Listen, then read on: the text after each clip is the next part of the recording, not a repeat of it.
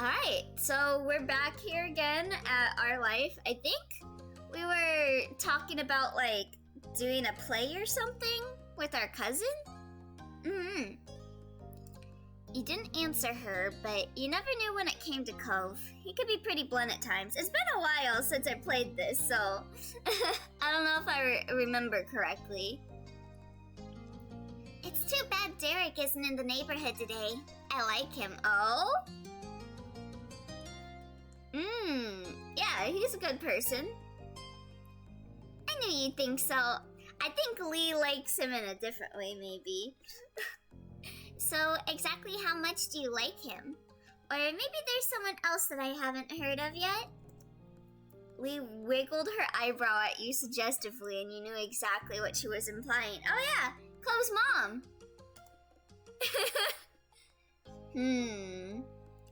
I can't answer that. I don't know, like, my sister. God, we've been waiting for the bus for 15 minutes. Twite. Nice one-bit heart reference. Oh yeah, that's where you stopped, yeah. See, okay, at this point in time, I'm not sure whether my feelings for Cove are quite at the point to where I would say I have a crush on him. I would say, like, yeah, I like him. You know, we've gone past our past of being mortal enemies. But I'm not sure if, like, what I'm feeling is romantic or not. Yeah, I can't answer that. Lee's eyes sparkled in an instant, like she just hit the jackpot. What? Who is it? Cove, my beloved.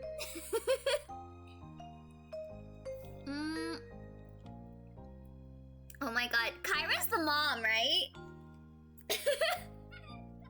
I can say Cove's mom. Kyra is the mom, right? I mean, there's Mr. Holden, which is Cove's dad. Yeah, I'm gonna say Cove's mom. Lee burst out laughing, her face going red. Mind your business, woman. I already got done getting interviewed by my mirror. Oh my gosh, Bunny, she's a mom. Yeah, she broke off the marriage though, so now she's single. What about it? You weren't surprised when Lee started squeezing you for more details, and you answered as much as you were comfortable with. The two of you talked about your preferences and who you liked and stuff. You found that it was nice having someone to speak with about these sorts of things. God, will this be, like, awkward if I get around to being romantic with Cove, and then he's like, okay, so who do you like more? Me or my mom? Don't ask questions that you're too afraid of hearing the answer to, Cove. Finally, you both decided to pack everything up and head back home for the evening. Lee talked excitedly about the show as you did, and you thought back on what you had already accomplished for it. Why is she laughing? Yeah, she's a mommy. What about it, Lee? Yeah, what the hell? What, you think my love is, like, unlikely to come true? She broke up with her husband. She's divorced. She's fair game right now. Well, Cove, chicken tastes good, but so do eggs. You could definitely do with a little more practice, but what you had so far was a solid foundation for the performance. Upon walking through the front door, you were met by your moms and Elizabeth hovering each other in the living room. Wait, why do they look so angry? What did I do? Did I come home late? Did I forget to pick up something from the store? Did I take too much of a poopy in the toilet and they got pissed off when they tried to clean it? They're going to beat you to death. Tension hung thick in the air as the three of them turned to you, and Lee, frowning slightly, you had interrupted something. Exactly what, you weren't sure. Wait, so Lee, my cousin, is here? They talking to each other? Wait, wow, who died? What's going on? Your moms looked at each other, wondering which one of them was going to speak first. Eventually, Mom cleared her throat and spoke. Oh. We're just having a talk with your sister. The room fell quiet again, with no one quite knowing what to say. You felt incredibly awkward, but the silence didn't last long. Okay, is this aimed at me? Is the upset stares aimed at me? Or are the upset stares aimed at Elizabeth. Because if the upset stares are aimed at Elizabeth, can I join in? You don't have to stop just because those two are here. There's no reason to try keeping it a secret. Hey, Cove, want to know my favorite song? Hint, one of the singers is Y.N. William Johnson. Elizabeth was mad with her arms folded defensively over her chest, but your mom's nodded in agreement with her. I mean, you have a hint from Song's reaction from last time. Oh? Well... Elizabeth was asking about her parents. Oh, 'cause we're adopted, right? Her biological ones. The world spun around you at the news. You couldn't understand. How is this happening now? When you glanced at Lee, she shuffled her feet uncomfortably, as though she didn't know if she should be there or not anymore. You didn't know either. Your moms had always been open and honest about the fact that neither of them had given birth to you or your sister, but the details hadn't been fully explained before. It's our life, beginnings and always. It's now or never. Hello, Vaughn. Welcome. It made sense that Elizabeth didn't know a lot about her biological parents and wanted to know more. You just hadn't ever thought you'd actually stumble into it. I don't know. I'm of the mind if they give me the option to inquire about my biological parents, I would probably just be like, nah. 'Cause, like, I never met my dad. And I never even asked. My family's always been like, are you curious about your dad? And I'm like, no. My dad doesn't care about me. Why would I want to know about my dad? You okay? You sounded a bit sick there for a sec. I think I'm alright. Do I sound sick? I prefer my mom and mommy, thanks. We don't want to keep that information from either of you. It is your right to know your past, but we don't want to. But we did want to wait until you asked us to hear yourselves. Maybe it's just me? It's all good. Well, it's happening now, so... Your mom shared a nervous glance, and Ma took in a quick breath before speaking again. I adopted you from the Philippines when you were just a baby. Elizabeth dropped her arms, her eyebrows shooting upwards in silence. Wait, I wasn't born here? No. No, you weren't. Oh. You could clearly see that your sister was appalled by this information. You struggled even more with what to do or how to react. Am I gonna have to pass some tests to even be a citizen? I'm pretty sure you're good, Elizabeth. No. No, you were adopted into the country. We took care of things. You're already a citizen. You have nothing to worry about. You're not alright, you're great. I followed all the laws when it came to bringing a child into the US. Nothing can be held against you. Elizabeth sighed, placated with the information, but still far from happy. When you decide to take an animal from the post-battle missions in Fire Emblem, there's a big box that pops up and says adopted. I need to get that game. I want to adopt all the animals. I saw the image that you posted in Discord, by the way, of naming that one dog Fat Fuck. Who are my parents? As people, why did they put me up for adoption in the first place? Ma softly put her hands over Elizabeth's shoulder, trying to provide some support before she gave her the answer. I'm so sorry. I'm so sorry, sweetie. Your parents were reported to have died. They didn't go into details on the specifics of how, but you were an orphan. Oh. I wish we had better news for you, Elizabeth. Elizabeth was torn between emotions, her eyes filled with tears as she threw her hands in the air, settling on enraged.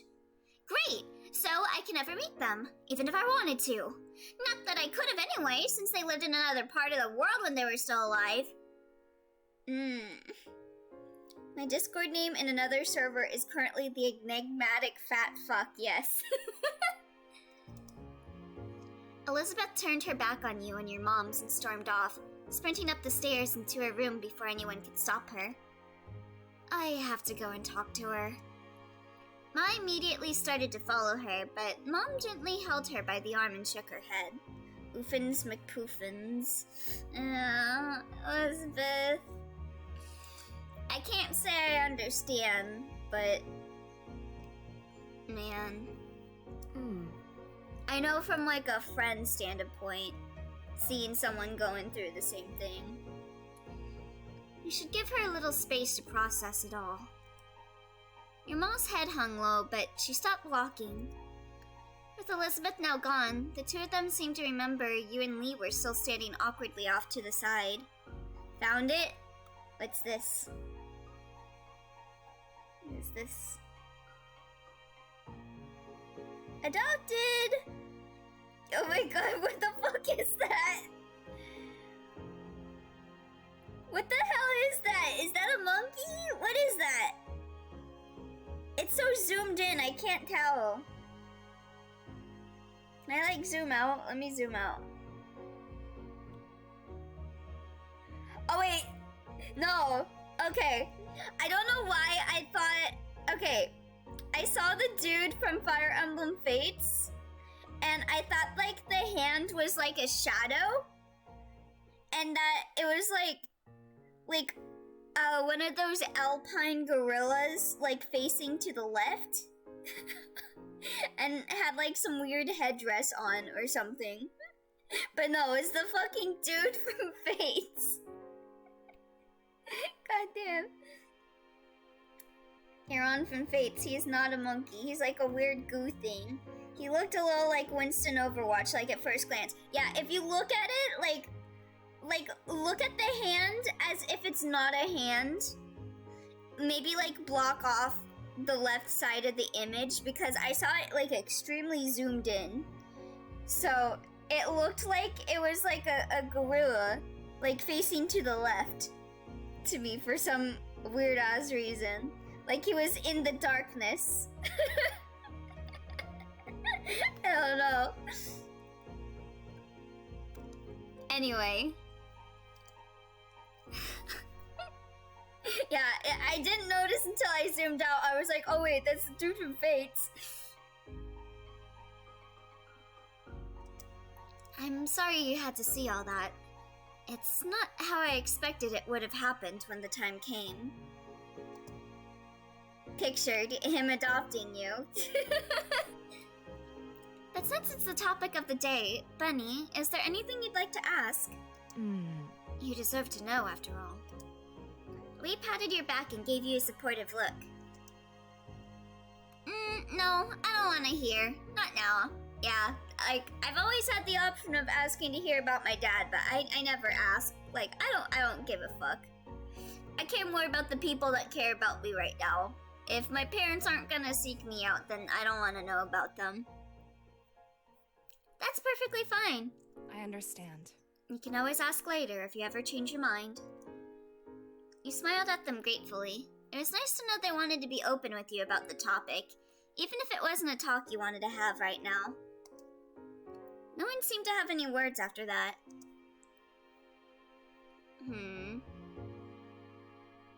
I should probably go see Elizabeth, see if she's okay. You're worried about Elizabeth, even though she had been so angry when talking to your moms about everything. You could tell she was clearly sad. You headed over to the stairs and up to her room. I don't know if Lee should go with me. I feel like this might be a bit too, like, serious a conversation, maybe. I'll leave Lee. It'd be best to speak to Elizabeth alone. There's more chance of her opening up to you that way. Waiting in front of your sister's door, you raised a hand to knock on it. I reviewed what I wrote for a solid 8 seconds and just decided to send it anyway. There was no answer for a good minute or two, and then when you jiggled the handle, you found it was locked. For real though, I thought the same. Goku is a good die. I'll die on that hill. Freudian slip? Oh, oops. Nani? There's no answer for a good minute or two. And when you jiggled the handle, you found it was locked. Raising her hand again, you knocked harder this time, thinking she must have her headphones on, and she couldn't hear you. It's all good, it's all good. When she didn't answer the door a second time, it was clear to you that she either still couldn't hear, or was just straight up ignoring you. It hurt to be shut out, especially right now. I don't know. I don't think I'm upset enough to leave the house. I'll just go to my room and play some video games. And safely behind your closed bedroom door, you let out a heavy breath before heading over to take a seat on your bed. You lay on your bed and stare up at the ceiling, tracing the outlines of the old crack and lines up there with your eyes. You had no idea what to do now, so you stayed where you were for a while, thinking everything through. Everyone had been so upset earlier, and you didn't really know what you could do to help. Eventually, the sun finished setting, casting long shadows on your bedroom walls until the outside was enveloped by the dark of night completely. Dwarf probably meant gone instead of Goku, lol. Oh, oh, you thought he said Goku? So writing Goku was a Freudian slip? What if your parents are Goku? Thank you for the hydrate, Overtaker. No, I said you Freudian slip because you said Goku is a good dye. I 100% typed Goku with conviction. Don't get it twisted. Nani? Goku is my dad. Oh, it's all good. I was confused too. Like, what? Goku? Goku is a good dad though. Okay, maybe Goku's not my dad. My dad wasn't a good dad. I don't even know my dad's name. I didn't care enough to ask.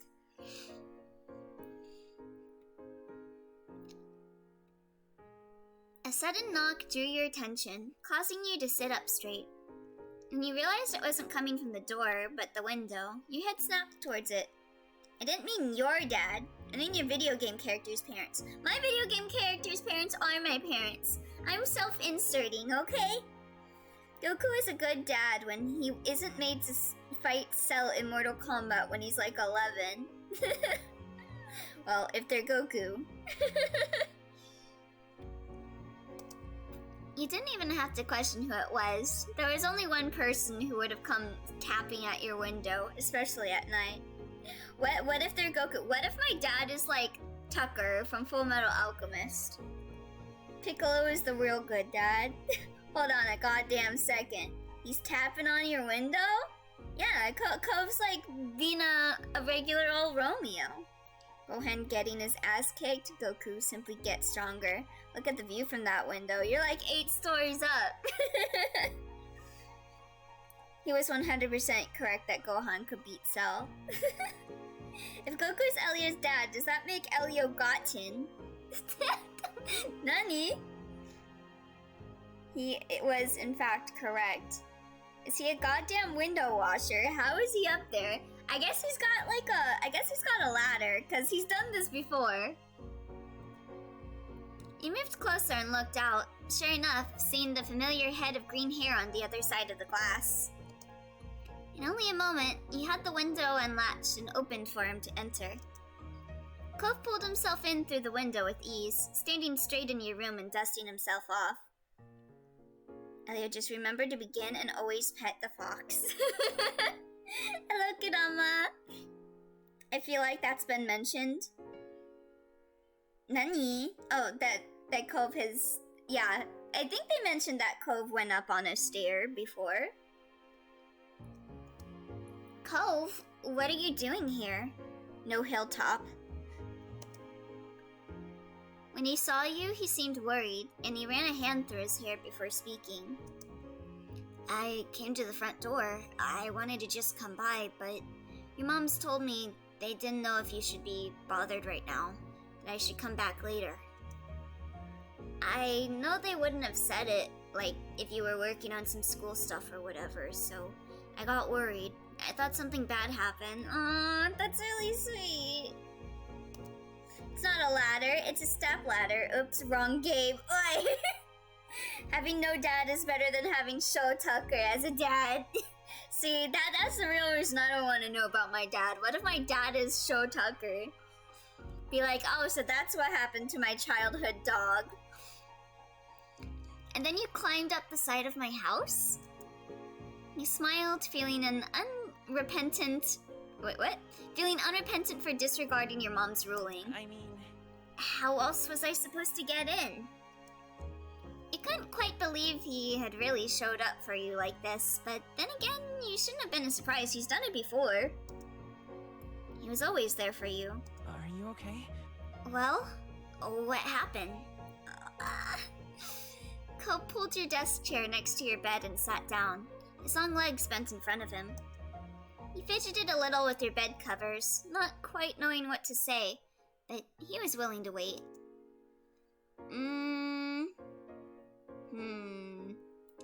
There's a lot going on right now. I'm stuck between saying there's a lot going on right now or thanking him for coming, because I think I would be relieved to have him come, because, like, it would be an awkward situation. Like, I couldn't talk to Elizabeth because she locked the room. I didn't talk to my parents about my parents, but now the thoughts in my head about my parents. I'd probably want someone to take my mind off of things if I was in this situation. Ko's forehead furrowed in concern at your words. This is a scene where they're gonna try to push you to kiss Cove despite being in no emotional duress about your biological parents whatsoever. Can you explain everything to me? I'm sorry, but the game is pulling my hand again. Cove, my beloved. Cove is good. You nodded softly before taking in a heavy breath and launching into the story. Cove sat quietly and listened attentively, nodding every now and then, or taking in a sharp inhale. Why do we care about Elizabeth again? She stole, whatever his name is. But she's my sister! Silence settled between you as Cove sat quietly for a moment, contemplating everything you had said. Okay, like, I get in fights with Elizabeth all the time. I'm a hater. I'm a hater towards her. But she's my sister. It's like that one girl I told you about that was my mom's boyfriend's sister. And how I would torture her by switching her, like, hair gel with glue. But at the end of the day, I still kind of considered her my sister. Even though I also kind of didn't consider her my sister. Since, I don't know, it was like it was a really weird thing. Because, like, I didn't really see her as my sister, but at the same time we were in a situation where we were kind of related in a way, since my mom was dating her dad. I don't know. It's weird. It's weird thinking about that. I don't know. When he finally spoke his voice was quiet, drifting through the night towards you. But she saved Elio from Shiloh. Hopefully Cove will help without turning you into a Chunibyo. Funny. Elio, what the hell? What? I'm so sorry. Oh, but the thing with me swapping her hair gel for glue? I'm sorry about what's happening with Elizabeth, your parents, your family, everything. You stopped suddenly, and you got the impression he was struggling to find more to say. Elio, you just sound like a menace. I was a menace. I probably still am considered a menace to many people here in chat. You know, Elizabeth and I haven't ever been super close, but I don't think she'd want her family to break up or drift apart, even if she complains about it sometimes. He smiled at you a little, and you could tell he was trying to be comforting. You considered her a sister. I thought you hated her. Listen,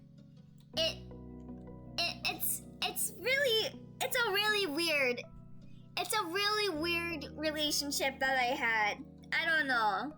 Like, some days I was like, she's my sister, and then other days I was like, no, I refuse to accept her as my sister. But I think at the end of the day, it wasn't so much that she was bad. I think it was more that I hated her dad. Like, not gonna go into some things, but her dad was shitty. I remember I actually got hurt one time, preventing him from, like, okay, I'm a menace, you know. I did that thing to her. But at the same time, like, I remember her dad was like, I don't know, he said it was like wrestling. Like, he said it was like wrestling with her. And she was saying that it hurt. And so I was like, I don't really think you're wrestling. So I went and I stopped them from it. And so he hit me over the head with a chair for stopping him from wrestling with her. And like, I think that was the biggest moment where I was like, okay, like that's my sister. I gotta like not have her get hurt. I don't know. Your moms definitely don't. Doesn't matter if you're not blood related. You're definitely family. I can see that, and I hope you can too. I don't know. Yeah, I'm sorry. I went into something a bit too deep there, but I was trying to say something more like, I don't know. What? Police Elio gun something? I don't know. Okay, we'll just move on then. Sorry for the awkwardness. You see? Thinky Cove.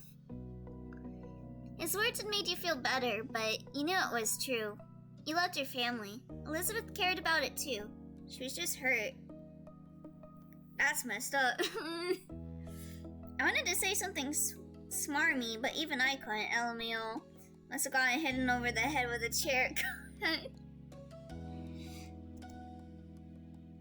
A knock on the door made you look up, though before you could even move it, swung open and Elizabeth stood in your doorframe.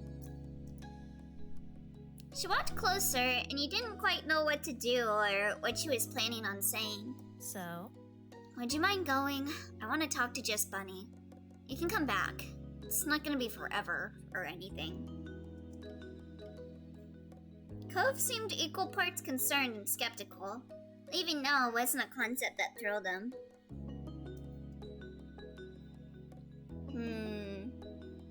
Yeah. I want to talk to you too. Really? Oh? Then we're on the same page. She made a little move-along gesture with her hands and it was settled. You waited until the two of you were alone before fixing her with an inquisitive look. Elizabeth folded her arms, looking you over. Did Moms tell you about your parents too? No, I didn't wanna hear about my parents. I didn't wanna know. Elizabeth nodded in understanding, her face solemn. Why did you want to talk to me? I went to see you and you didn't even answer. Elizabeth raised an eyebrow at the news. What? I didn't hear anything. Shutting everything out with loud music was very typical of your sister. You didn't feel much less confused though. Yeah, we really are siblings. That's how I am too. Why did you stop doing that then? She shook her head, as though the answer should be obvious. I was worried about you. I was the one who brought it up, but I made you deal with whatever was left when I was gone. She sighed, glancing upwards for a moment before settling on you once more. I wanted to ask you what happened with everyone breathing down our necks.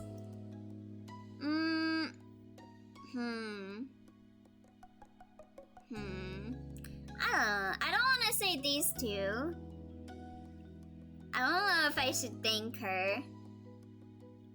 I think I'll just say I'm not mad at you. She stuck her nose up a little bit. I'm okay, Elizabeth. It didn't upset me. Hey. How are you allowed to be that mature? The lightning spirits in her were quickly gone, and she slipped back into a scowl. You have to be born in the US to become president. Oh, she wants to be a president? What? You had never heard of that dream of hers before. She noticed your bafflement and continued. I get I was never gonna be president, but it just feels weird. Having stuff taken away. not even getting a chance at it. Elizabeth has finally come back to being in the running for best girl. I don't like having to know that when I was born, I was gonna have a completely different life. So different I can't even think about what it'd look like in my head. Took long enough, but we made it, boys. Barn, Kyra, that is all. I could have spoken another language, lived away from everything I've ever seen here. Had someone else as my sibling. Is that what you want? And then my parents died, and I was adopted, and the life I got became a totally new thing forever. I can't go back to what it was, even if I wanted to. A heaviness settled between you and the person who became your sister.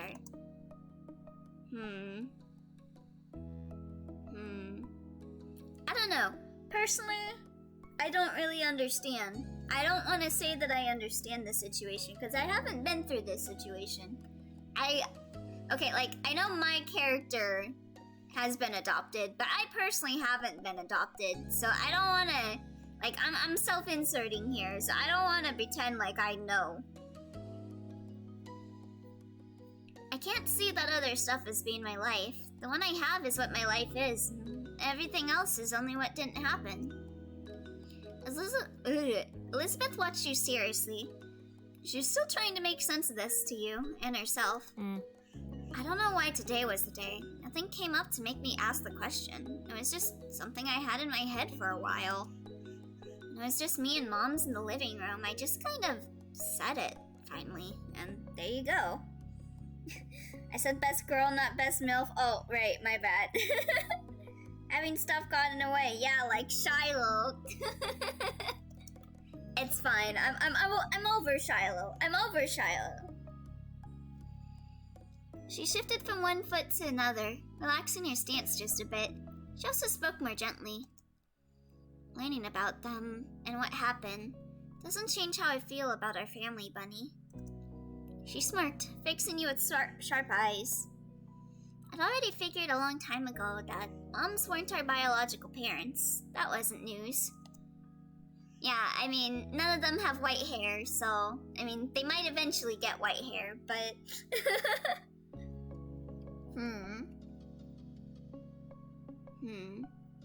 Yeah, I'm just gonna keep listening. Nothing about my family nothing about the family I was first born in would have made me decide that this wasn't my family anymore.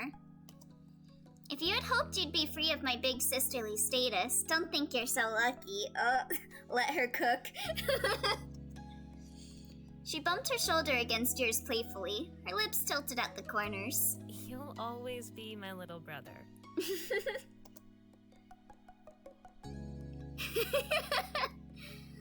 I think I'll bump her back. You'll always be my family too. Chuckling, she seemed pleased with how the conversation had gone in the end. So, not blood-related, huh? Don't continue that sentence, dwarf! We should probably head downstairs and make sure moms are okay. It's been a long day for everyone. This is not Fire Emblem Fates. Okay? He gave her a nod. Down we go. Pat the Lizzie. You met up with Cove just outside the room and made the short trip to the lower floor of your home together. The familiarity of it all felt nice. When you stepped into the living room, you found your moms quietly sitting together at the kitchen table. They both got to their feet when they noticed the arrival, and Ma gave you a careful smile. It seemed they were too concerned to really register that Cove was inexplicably here now, despite being turned away at the door earlier. Be like, wait, how'd you get in? A better way to make Shiloh jealous is all I'm saying. Oh,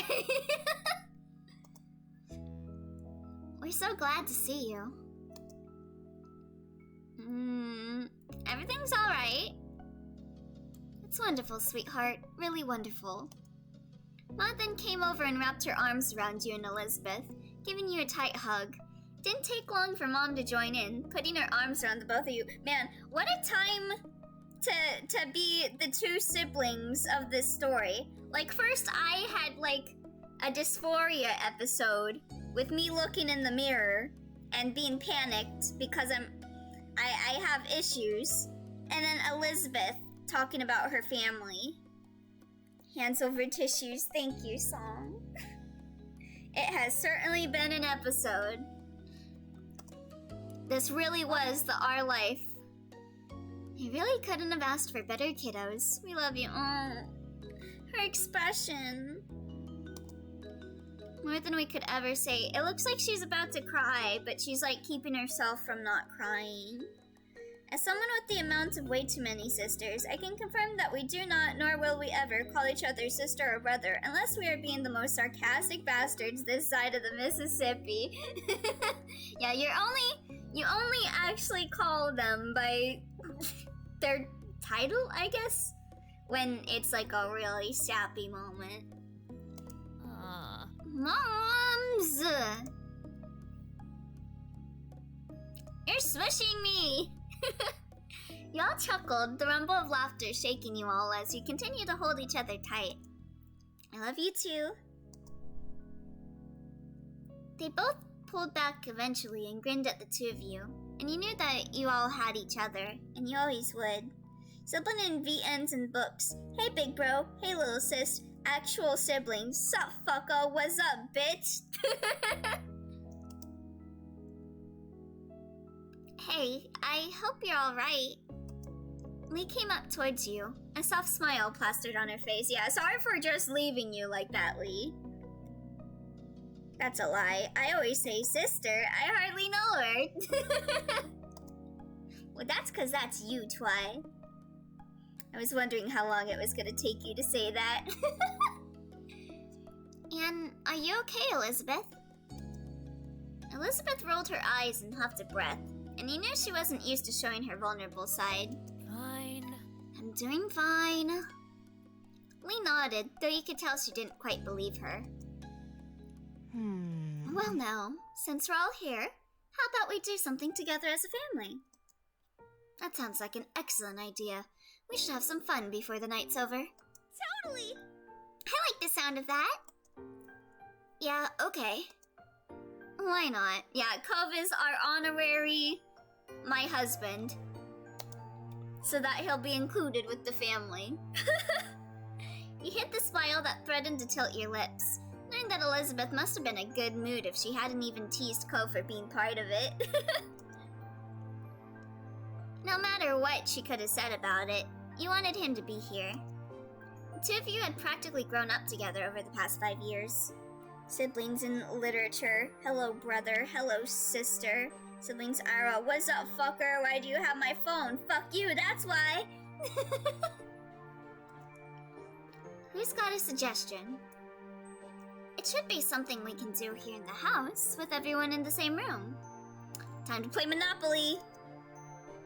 You suddenly remember the show you and Lee had been working on earlier.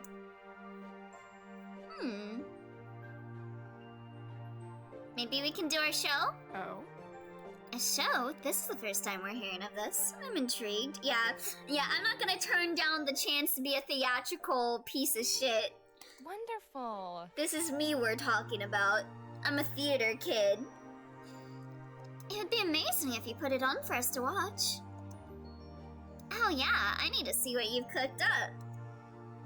That'd be cool. You smiled at Lee, who returned the gesture while bouncing on her heels in excitement. Take some seats and we'll get everything together. Your moms collected the chairs from around the dining table and set them in a row in the living room, where there was enough space for the show. While they did that, you and Lee quickly gathered the supplies you needed and rehashed the plan one last time. You listened through the song you had chosen one last time. Big booty bitches, big booty bitches. I don't know why that just came to my head. The backdrop you had prepared earlier was also ready to go now that it was needed.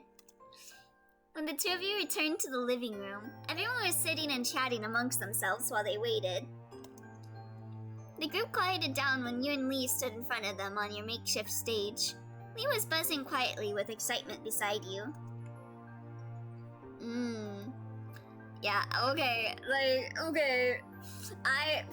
okay. A confession. Confession, I've been in theater, like, since high school. I've been taking, like, theater classes pretty religiously. But I'm actually terrified of being on stage. I have, like, severe stage fright. Like, I was in comedy sports, but I was okay with that. Because I'm just naturally funny, I guess. But, like, memorizing scripts and shit terrifies me. I remember there was one time in high school for, like, our final, we had to do, like, a script. And I, like, got so nervous, I just completely forgot the entire script. I've never felt as terrified as I did that day. Like, I remember I couldn't remember. And, like, people were trying to help me and shit, and I just couldn't remember it. And so, like, I just, like, walked off the stage and just, So, like, I've only ever applied for, like, one stage play ever since, because I'm terrified. I'm terrified of forgetting the lines and just making the show, like, just terrible. Anyway, yeah, I felt nervous. No matter how small that audience was, it was still all eyes on you. Well, thank you for the head pat, Silvertaker. No, Elio, you had to put doing your mom for Cove. I'm so sorry. I'll do that with our next performance. Okay, so welcome to our show. We only came up with it today, but we promise it'll be good. No refunds. Laughter rippled through the mini audience. Then you nodded at Lee that you were ready to begin. Lee took in a deep breath, waiting the few beats it took to get into the song, and started singing. Your part of the song joined in just a few minutes later, and you smiled at each other as you sang together. The backdrop you had created gave a great atmosphere to work off of. When the performance was over, Lee took your hand in hers, and the two of you bowed deeply together. Everyone gave you a round of applause and cheered for an encore. When you straightened yourself up, you were happy to see that even Elizabeth was clapping for you. Bravo! Bravo! Good job. You are so talented. Your family rose from their seats and came over to congratulate you more directly. You were beaming from ear to ear. I see you're a sibling of culture as well. Cove was the first one to approach, stepping up to you and Lee with a smile on his face. It's nice. Nice job. Thank you. You're a really great singer, Bunny. It was cool. I would probably just blush. Cove chuckled and shook his head. Hey, were you the one who painted the backdrop? Yes! Yeah, that was me. I took a class for it in college. Oh wait, I'm in middle school in this game. Cove smiled, content over his guess being correct. I guess I like art. Not bad. I thought so. It was good. You couldn't help but feel pleased that he could recognize your talent so easily. Well, if you like my art so much, would you like to see my dot hack doujinshi where everyone is in love with me? Your parents gushed about how great everything was and thanked you for sharing it with them. I'm still so angry that I can't find my old ass like middle school comics of like Kingdom Hearts and Dot Hack. Like that shit was like prime cringe. I wish I knew where they were. I think my mom had them or something. Your parents gushed about how great everything was and thanked you for sharing it with them. Like, I feel like if I could upload that online, I would get famous for being, like, the cringest kid ever. Especially for my Kingdom Hearts comics. I like art. No wonder you like Cove. Glad to agree. For the best, they've been banished to the Shadow Realm. It could have been, like... You know how there's, like, all those uploads on the internet of people's, like, cringe, like, Sonic OCs? Where, like, all the Sonic characters are in love with them. I could have been one of them. You laughed it off, however, and were just happy that everyone had a nice time. In that moment, you couldn't have been more pleased to be a part of the family you had. Alright, time for... what's for dinner?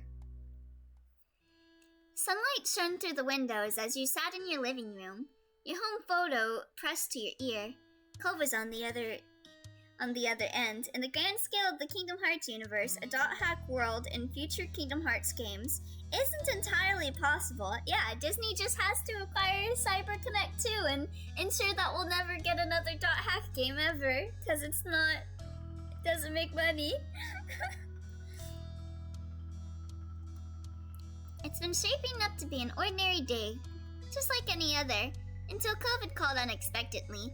He sounded unusually nervous greeting you.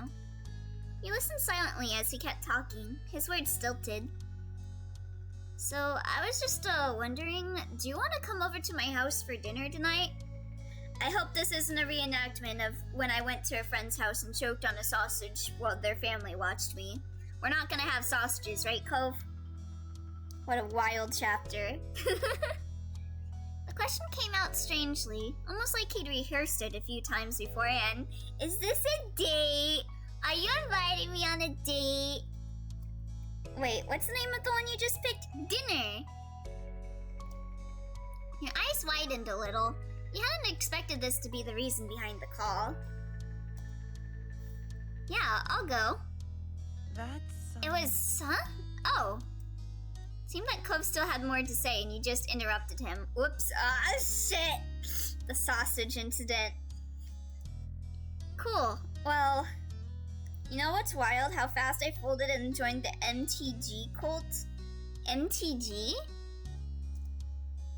He stumbled for a bit, trying to gather his thoughts again. My mom and dad, they really want you to be there. If your parents don't have a problem with it, they asked me to ask you. I'll go, if anything, just to see Kyra. You took a moment to think. Dinner at home would be quiet and uneventful today. If you really wanted to, you could go to Cove's instead. Cove spoke up again, breaking your thought train. His voice was softer than before. Also, I want you to be there too. Can you?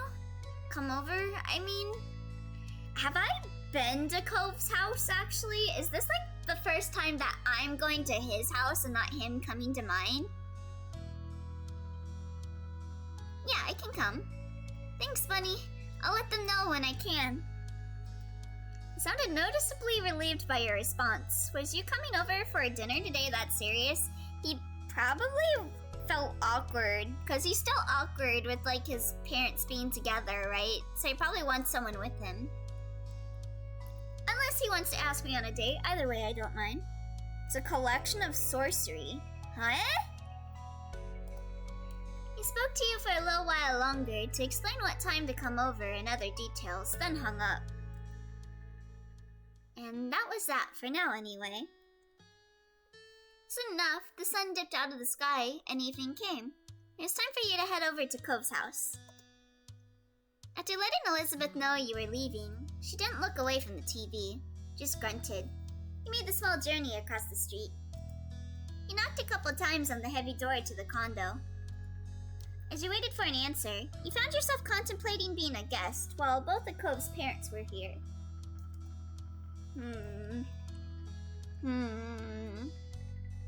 I think I would be apprehensive because I still know that, you know, Cove is a little awkward still with like his family being together and like the changes that came with everything. So I would probably be nervous that something's about to happen, you know? So yeah.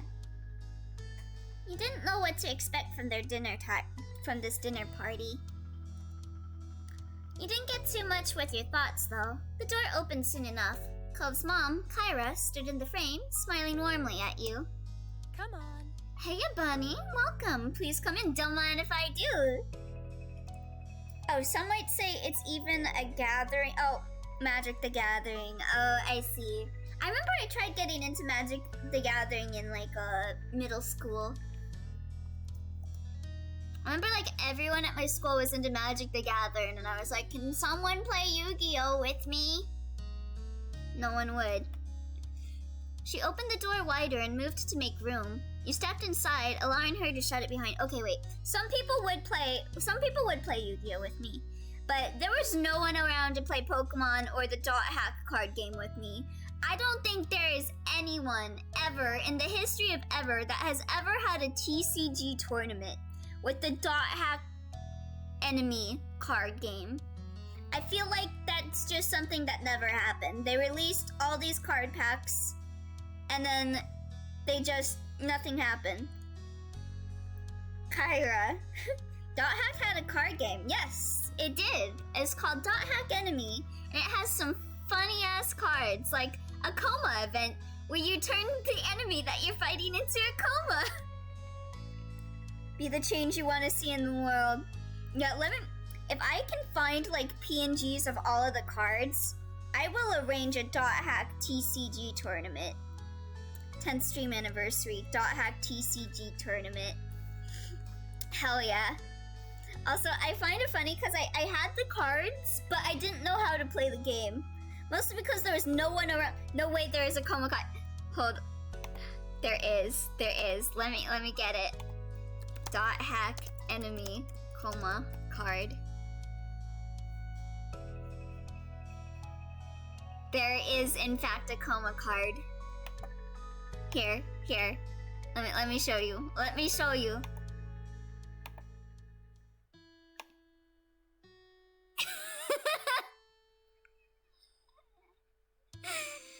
And I remember, this is what the cards look like. Draw destiny. Your opponent skips X turns where X is your destiny, because they're in a fucking coma. Be the simp you want to see in Club's mom. It looks like a fucking WikiHow article picture. I can't even. The picture. Yeah. Dot Hack enemy is wild. Bro. Like, I remember looking up some cards and being like, what the fuck is with some of these cards? Let me see, was there any other funny ones? I remember one I was upset about because it involved, like, the grunty death from Dot Hack Sign. And I was like, why the fuck would you make a card of that? I remember they also had, like, a gift card set, too. Like, a limited edition gift card deck. I don't even know what cards were part of that. Dot Hack enemy card list. Let me see, enemy cards. How to deal with insomnia. Step 1. Simply die. Specifically, what is this? Oh, part 1 of 3, accepting your death. Oh wow, are there PNGs for these on the Dot Hack wiki? Oh my god, I can do a Dot Hack enemy TCG. Holy shit. I think it has all of the cards. Yeah, they got common, uncommon, rare, starter deck, premium, extra rare. They got the distortion cards, the epidemic cards, the isolation cards, the breakout cards. Oh, they even got the gift cards and promotional cards. And level up. Ooh. Oh my god, this is not a fucking card. Okay, thank god. I thought it was I saw the name Pull the Plug, and I thought it was pulling someone from life support. But it was not. It was my pulling the plug to the game. Okay, thank fucking god they did not do that. Oh my god, why would you name it that? Jesus fucking Christ. What is no response?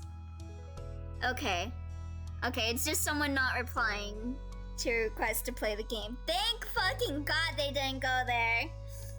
Includes 4 custom mats and a table with the Dot Hack OST.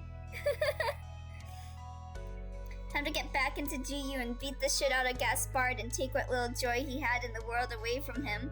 Coma and pull the plug equals Exodia.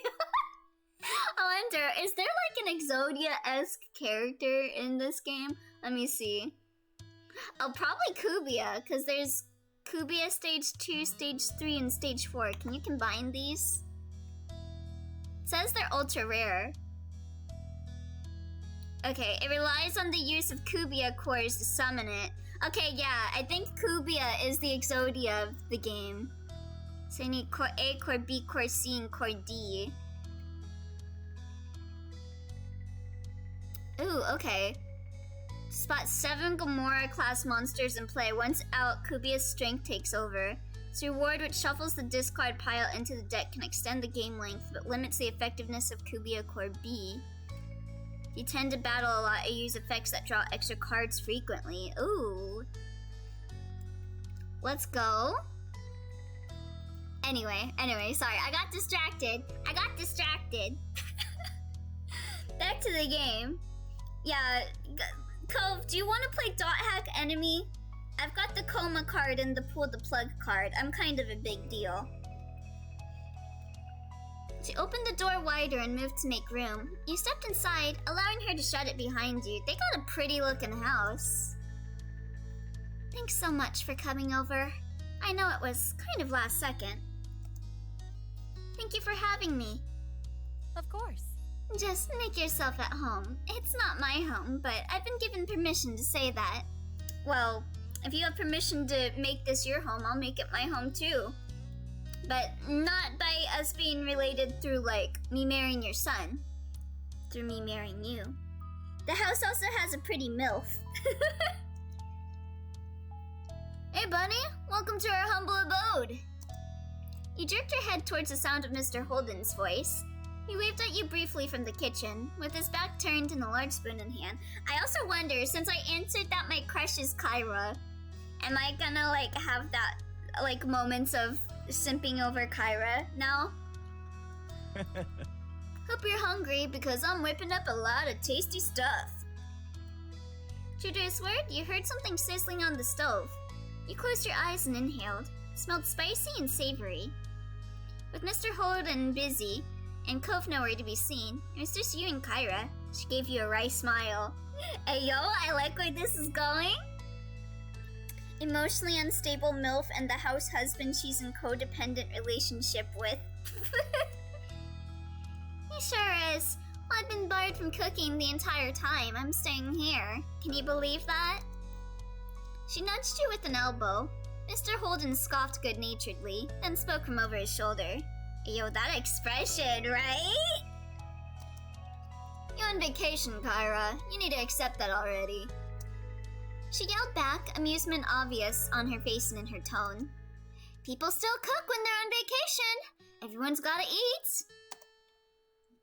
It's not like I'm some celebrity who can go out for every meal or hire a private chef. Sorry. Well, in this house, you're a VIP. Kyra smiled and shook her head quietly. Then she turned to face you once more. Well, Sorry about that, Bunny. Here I was, trying to strike up a conversation with you, and Cliff just had to butt in. I don't butt in. She eyed him, chuckling in disbelief. He wasn't exactly disproving her point with that. I don't know. The way, like, they're interacting makes me think that they might get back together. Kyra leaned over to whisper to you. It's okay. He likes to be included. But since Clifford insisted on cooking all by himself, he'll have to wait. The two of us can chat. I guess I gotta be quick before they get together. I gotta have her fall for me. Her next question continued to be said in a hushed tone just to be safe. so? How are you doing? I'm doing good. That's what I like to hear. She opened her mouth to say something more, but some lightly pounding footsteps caught your attention. You chuckled to see Cove emerge from the hall a few moments later. He might have heard all the commotion and left his room to see what was going on. He quickly took stock of the situation. Bunny, you made it. Thanks for coming. Cove's voice was unnaturally loud, as if he thought you wouldn't be able to hear him from where you were, only a few feet away.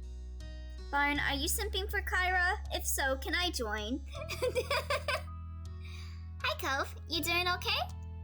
Yeah, I'm fine. Oh, thank you for the hydrate song. Oh, shit. I need to grab something to drink because I ran out of my drink. I'll be right back. I'll be right back. You guys should all hydrate too. Sips up, babes. I'll be right back.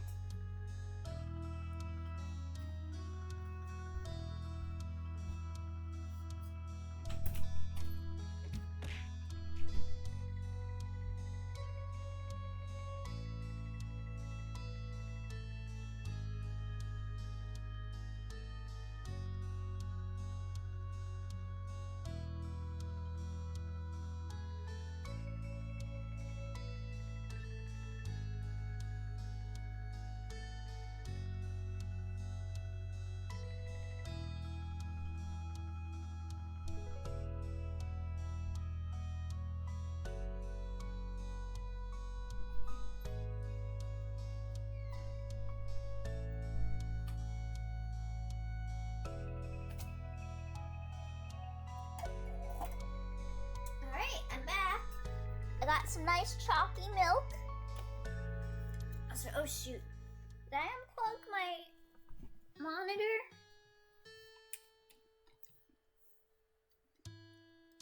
Hold on. Oh, I think it like disconnected for a second, but it came back. Okay. Let me see.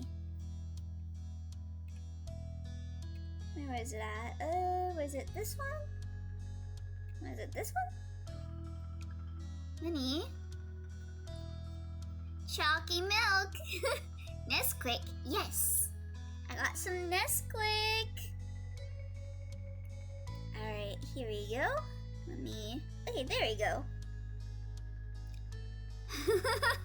Why not chocolate pilk? Oi!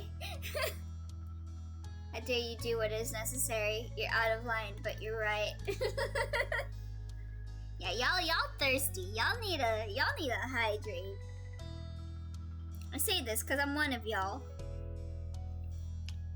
Okay, there we go. Got my monitor back and set up good. Yeah, I'm fine. You didn't sound convincing at all. You narrowed your eyes suspiciously, but didn't call him out on it. Oh, I also wanted to talk about it a little bit. I saw that Goldie started playing Harvestella. I am very excited. I really want to play Harvestella on stream when I beat it. I want to like beat it on my own time first and then play it on stream. But it makes me happy whenever people say like, whenever people like are like, yeah, I played the game because of you, and then they get like really into it. Cause I've been seeing Goldie's been like sending me pictures of them playing it. I think they just messaged me again, pictures of it. They said I've been playing all day. Oh my goodness, yeah, they've been playing. Oh my god, they got to chapter 3. Let's go. I'm still waiting to buy it. Yeah, I don't know. It makes me really happy that they got into it. I always get so worried when I recommend people things, because I think I've like recommended stuff to like Yume a lot. I recommended like a bunch of games to Yume, but Yume never seemed to get into it. So I always get like scared recommending games to people. I'm like, oh, they're not gonna like it. They knew exactly what would happen. Up twi, I mean chat. Okay. It's bopping time. Just gotta wait for this to go. I mean, you're right, but still. Alright. Where's my bop stick? There we go. There's my bop stick. Okay, let me just... Okay, I think I'm good to rise up without my arms getting cut off. Yeah, baby! Okay, Twi! Come here, Twi. I'll just try and bop Twi's messages. What's it? Wow! Bop, bop, ba-da-da! Ba-da-da-da-da! Bop, bop, ba-da-bop, bop, bop, ba-da-ba! Why do I have to suffer because of Simpsons? I meant Twi. Oh man. Oh Man, I'm so excited for my new model, guys. I'm like so excited. Like I'm impatient. Like I want to show the model off so bad. Like whenever stuff happens now, I'm like, man, if only I had my new model, I could do this. Man. I remember when Elio called me chat. Chat is down bad. Before chat makes a comment, sigh. Good times. Elio's gonna bully Twy more. We are a free country. We are allowed to simp whoever we wish. Viva la revolution.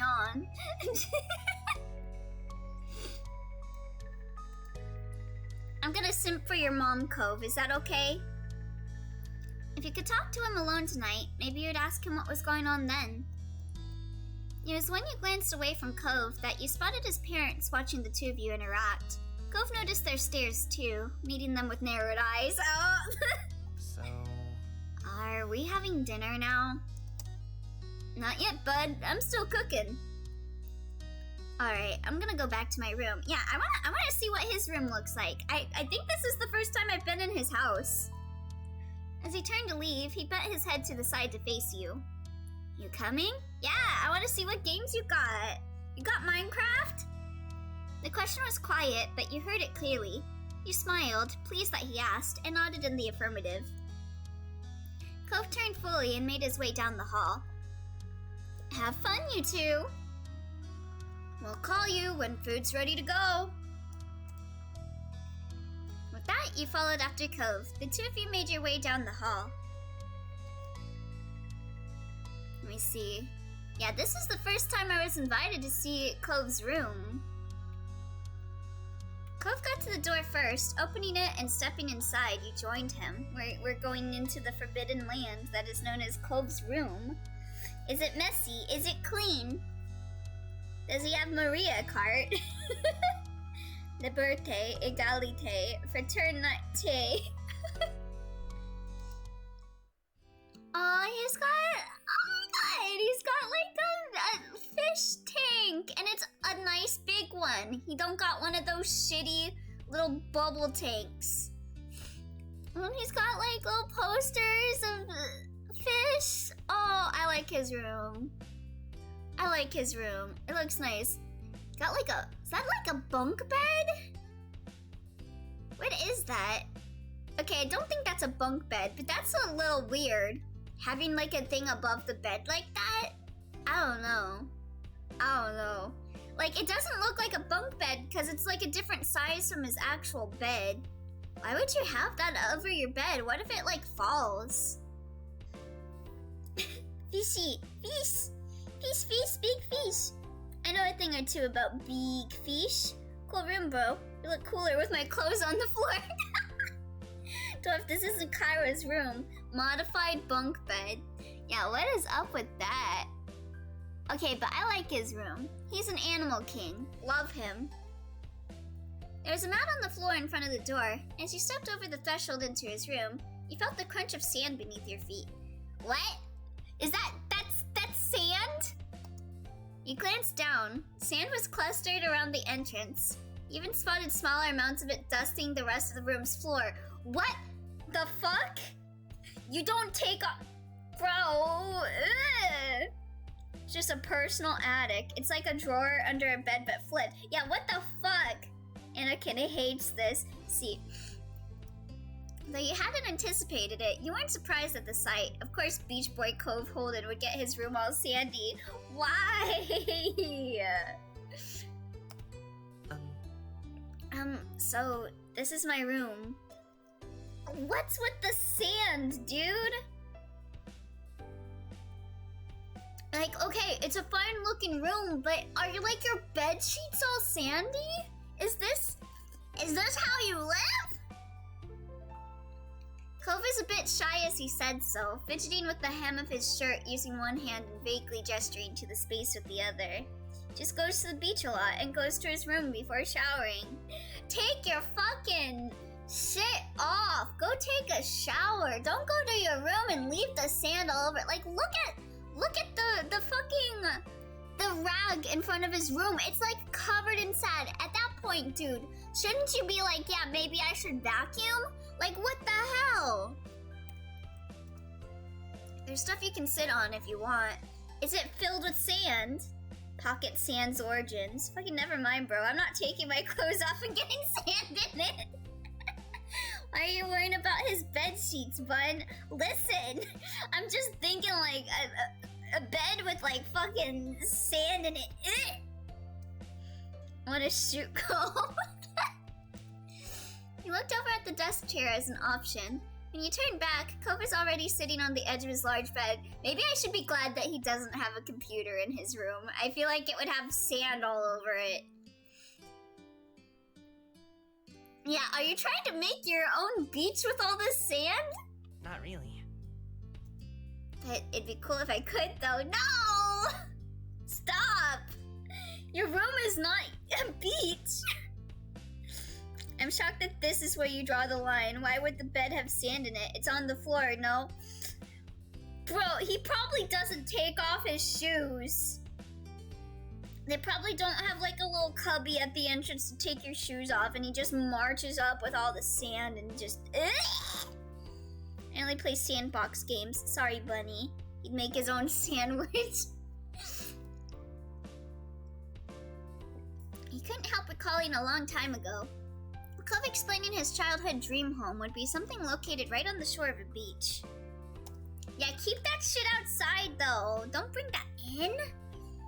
Maybe that idle thought still held an appeal for him.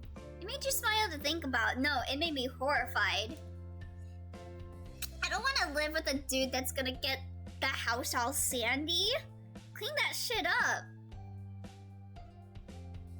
Yeah, I am not sitting next to Cove on his bed. That shit's dirty. Yeah, I'm gonna sit down on the chair. Why you look shocked? I'm not gonna sit on your sandy ass bed. Your crusty ass bed. There was a desk chair in the room for a reason after all. You walked over and rolled it out, taking a seat on it. It was stiff against your butt and creaked each time you shifted. He definitely uses bed space more often than this. Yeah. Exhibit A on why his bed must be covered in sand. Well, too late to complain now. You just have to deal with it. I'd rather deal with this than a sandy bed.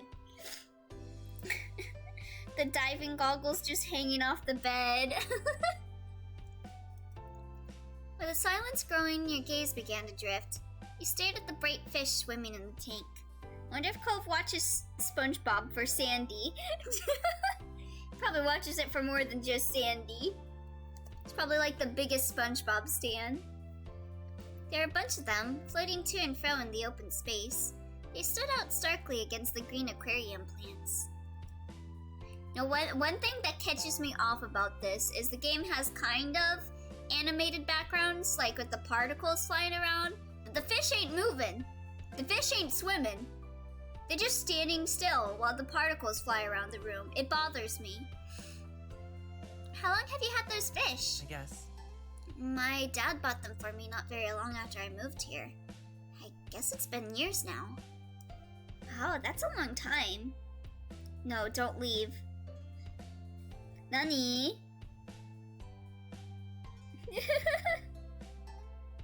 Sandy's not... Song! You're on this wild ride with us? ID, are you saying Cove likes sandy cheeks? Not allowed to leave until that chapter? Nani? I mean, he has sandy cheeks. I mean, his bed must be full of sand, so he probably got some in his cheeks. Oh, that's a long time. When do you shower, dude? God. You peered carefully into the tank. The fish looked to be doing well. You must have taken good care of them. Elio's model freaking out while talking about sandy cheeks is peak humor. I'm sorry, did you say in his cheeks? Let me just, not on them? What? Crop this, paste it here. I don't know, he feels like the dude that would just like strip himself stark naked and roll around in the sand, you know? Wonder if Cove does a sand bath instead of doing a normal bath. See? I was thinking the same ass thing. What's that? Enter Sandman. Okay, but in them. Yeah, if you roll around enough, it's gonna get in there.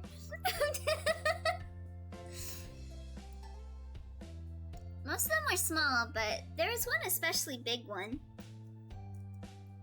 What are their names? I don't name them. Well, not really. He lifted an eyebrow at that. He continued the explanation sheepishly. Are we calling Cove a rodent? I mean, Mostly I just call them things based on what they look like. Squirt for a small one, tangerine for a really orange one, that sort of thing. But that's cute. I mean, that's what everyone names their pets, honestly. I've had a lot of fish, and I'm not that good at coming up with names. But those names are cute! I knew that was a weakness of his. It was an entertaining revelation. Only they have sand bath. I guess he's a rodent. Exit light, enter night. Oh, a couple of them have other types of names. He pointed to a small orangish red fish. It was minding its own business, away from the others. My dad named her Dreamcatcher. And the other one's Mark. Mom came up with that one. Cole smiled to himself, his eyes reflecting the glow from the tank. So they've been in your room? And they haven't cleaned this shit up? What is wrong with your family? Oh, hi, Mark. Okay, that was not even remotely singing the cadence of Metallica, but I don't blame you. You let other people name your fish? You let other people enter your room without vacuuming it? it's nice. Yeah. He then turned to you, tilting his head to the side. There was a considering look on his face. I will fight you, Bun. There's nothing wrong with Cairo. Oh, there's something wrong about letting her son have a room filled with sand. Just to wait until later in the story, lol. Oh my god. I'm starting to think this is a legitimate deal breaker for you with Cove. It might be. I don't want to marry someone that's gonna cover the house with sand. I don't like the feeling of sand. Do you want to name one? Kyra can have a red flag as a treat. You're gonna run into one of the other suitors and you'll go, at least there's no fucking sand! Let me see, what was this question? Do you want to name one? Oh yeah, hell yeah, I want to name one. The smile grew a little at your enthusiasm. Cool.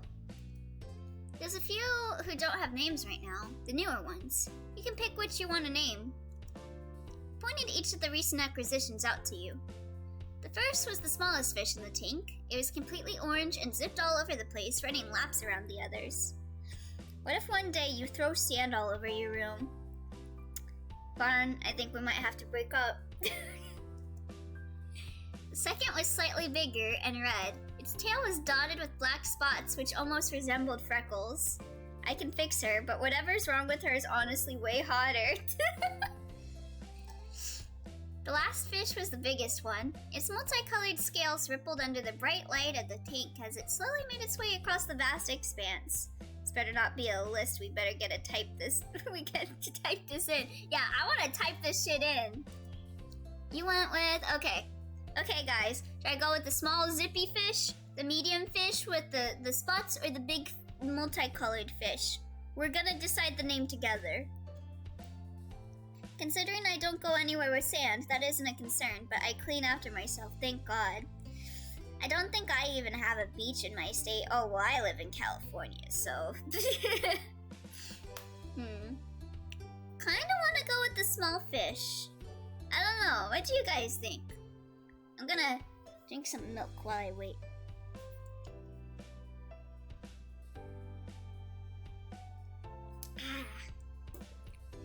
Yeah, I'm gonna go with the smallest one. The zipper. Zipper T Bunny. Cove only nodded at your answer, waiting on you to decide on a suitable name. You watched the fish you chose closely. As you did, a name eventually came to you. Can I type it in? Damn it! Oh, okay. We can type in our own answer. Frank, Sunbeam, Gil, Bunny, Cove. Okay. Do you guys want me to choose one of these, or you want me to type in? Do you guys want me to type in an answer? The only thing to be concerned about is snow, and that's really just water. The fish is now named Sewer Slut. Name him Sid. Respect Final Fantasy VII. Chimkin. Okay, let's see. Bubble. Okay, so we got Sewer Slut, Sid, and Chimkin. Was your answer big? Sand. That's a good one. Okay, hold on, pause, yes. Okay, I'm paused. How long is the text prompt? Okay, let me see. That's how long it is. How long can the name be? It's this long. It won't let me type anymore else. I don't like sand. It's hard, rough, and it gets everywhere. 12 letters. Sand, sand, sand. Excellent. I'm liking this workshopping that we're doing, chat. Okay, yeah. The name of your new fish is Sand, Sand, Sand. Alright, it's Sand, Sand, Sand. With that, his attention moved from you to the tank. He peered fondly at it and its inhabitants. Sand, Sand. I should have named it Fat Fuck. He smiled proudly at Sand, Sand, Sand as it swam through the tendrils of the plants, disappearing then reappearing soon after. You know, I'm not allowed to have pets in my house, not even fish. Yeah, I know that feeling. That's me right now. Living with my family, I want a cat so bad. The corners of Cove's lips turned down at that. That doesn't sound fair. It's not like fish would make a mess of your house or anything. You just gotta take care of their tank and feed them and they'll be okay. Yeah, fat fuck.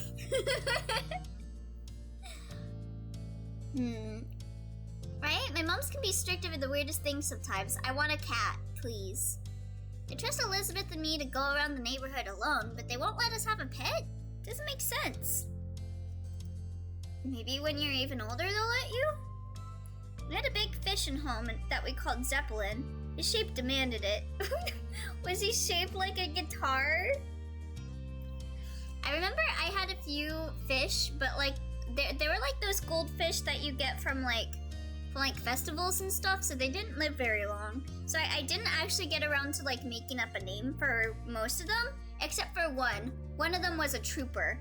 One of the goldfish lived to tell the tale, so I proudly gave him the name Goldie. Wait a second. Wait a second!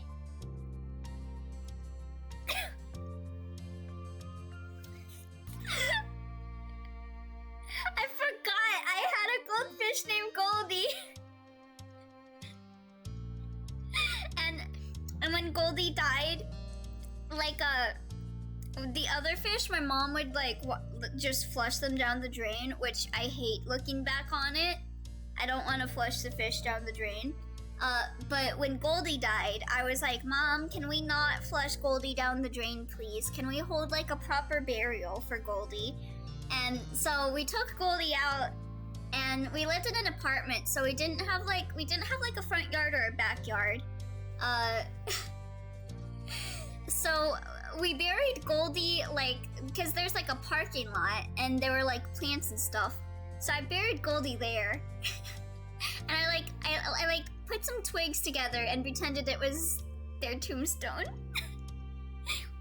Rest in peace, Goldie, best mod. Man, it's gonna be real hard replying to Goldie later today. Be like, oh shit, you got the same name as my dead goldfish. Oh, like a Zeppelin air balloon thing. Oh. Terry the Fat Shark has brought you this cool AR-15. I'll try to be back with more gifts next time. I don't know, they seem pretty against it. Your current conversation brought to mind a memory from years ago. You launched into this without any warning, earning you a brief confused look from Cove. One time, Elizabeth, came back from playing at the beach and just shut herself in her room. She only came down for food, and then she ran back upstairs straight after. It was kinda weird. My mom didn't think much about it at first, though. But then that night, Mom went to her room to say goodnight and started screaming. Mom and I ran over to see what happened. Lizzie had this huge lizard in her arms. Cole's eyebrows rose at that, and he leaned forward in interest. Yes, Animal King, let's go. Really? A lizard? Where'd that come from? Elizabeth said she saw it half buried in the sand and didn't know what it was. Then she pulled it out and got the answer, so she brought it home. We got like these lizards that kind of crawl around near where I live. I've always wanted to catch one, but they're a bit too fast. She had the lizard in her room for most of the day because she wanted to keep it. Mom and Ma were not happy. They worried about putting it out during night, but she was gonna have to let it go in the morning. Lizzie was really upset. She did bring it back to the beach eventually, but she wouldn't talk to anyone for days. When she did get over it, it was almost like it never happened. He laughed, thinking back to that time. Elizabeth had always been stubborn, but when she was younger, she forgot grudges quickly. Now it wasn't so easy. Cove had been quiet for most of the story, apart from the reveal of the lizard. He had a thoughtful look on his face. Let's go, Animal King! I can't even imagine what it'd be like to have a sibling. Me neither. You gave serious thought to his statement before you told him... I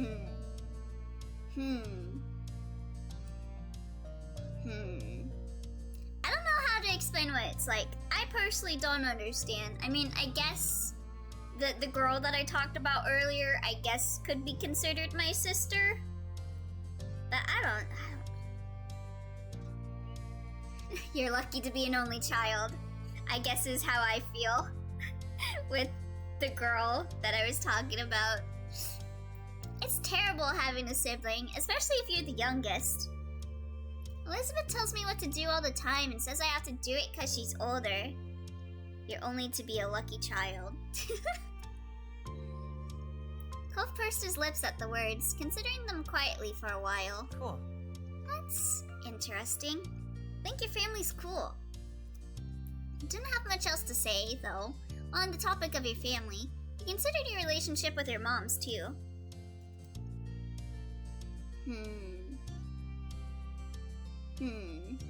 Okay, the fact that they don't let me have a pet makes them not be absolutely the best. They would be the best if they let me have a cat, so I got along with my moms. You had disagreements with them, but at the end of the day, you loved them and they loved you. That was what really mattered. But they won't let me keep a cat. And they won't let me keep a fruit bat either, so that knocks some points off for them. Well, say what you want about them, but at least your mom's never tried to pay someone to be your friend. Ouch! The thought prompted you to look over at Cove. He probably still didn't know that happened. Should I tell him? Being the youngest is one thing, but being in between the youngest and the middle children in a 6-sibling relationship is true hell. Don't snitch. Source, child who is between the youngest and middle. God. You doubted that Mr. Holden mentioned it, and you never had. You wondered if you should tell him. It was a long time ago, but you were keeping a secret from Cove.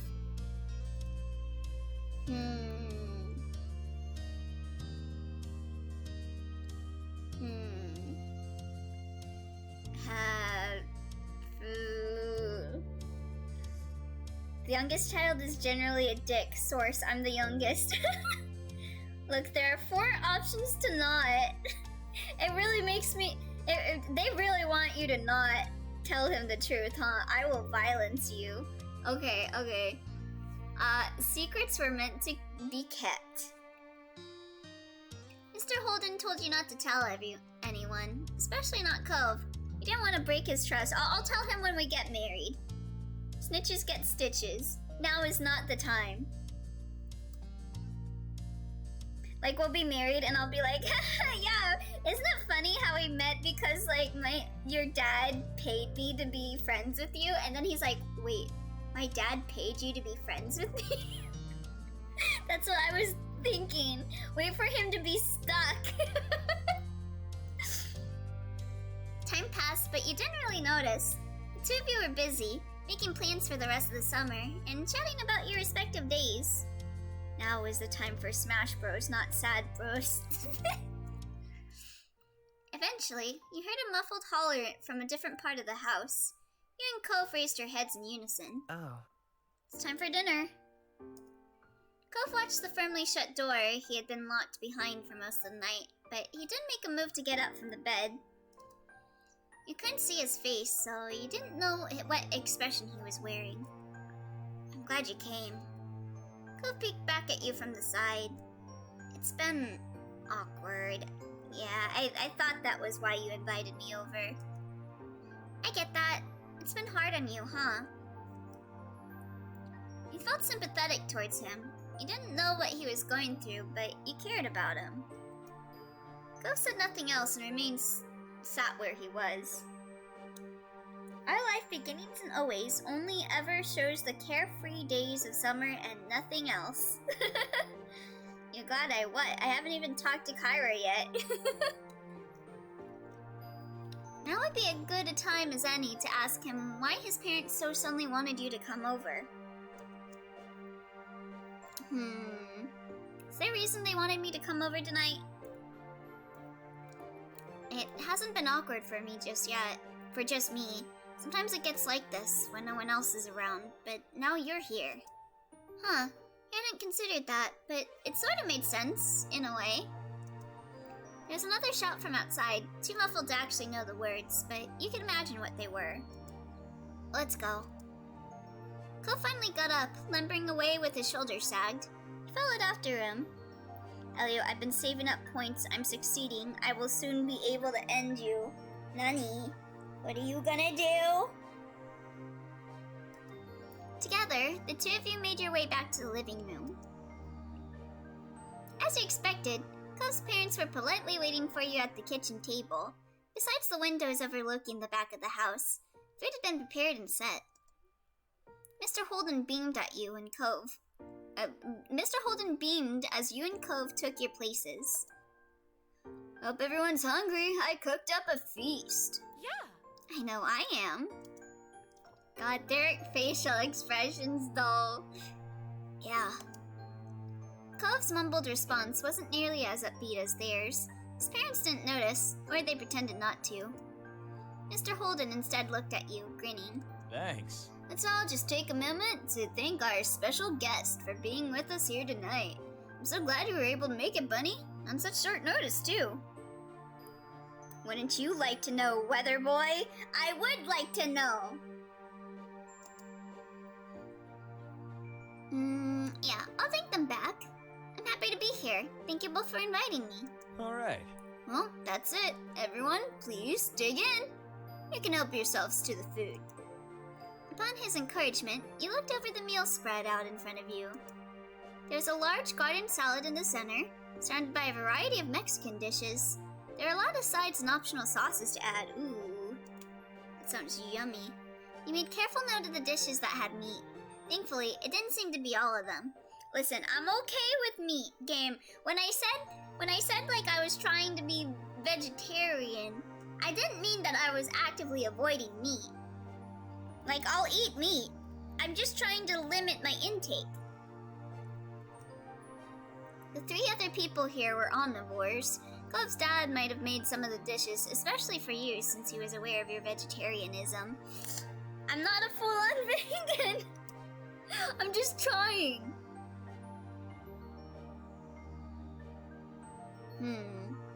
You could work with this. Yeah, I'm very happy about these options. You loved Mexican food, and there are so many dishes to choose from. You were practically drooling. Yeah, let me try and say that I like it. That way it stops having me be a full-on vegetarian. Utensils and plates scraped and clinked together as the group began filling their plates. Cliff, could you pass the salsa verde? Of course. Thanks. Thank you. Let me just say, you really outdid yourself tonight. I'm so jealous. Jealous of what? Your cooking's nothing to sneeze at, Kyra.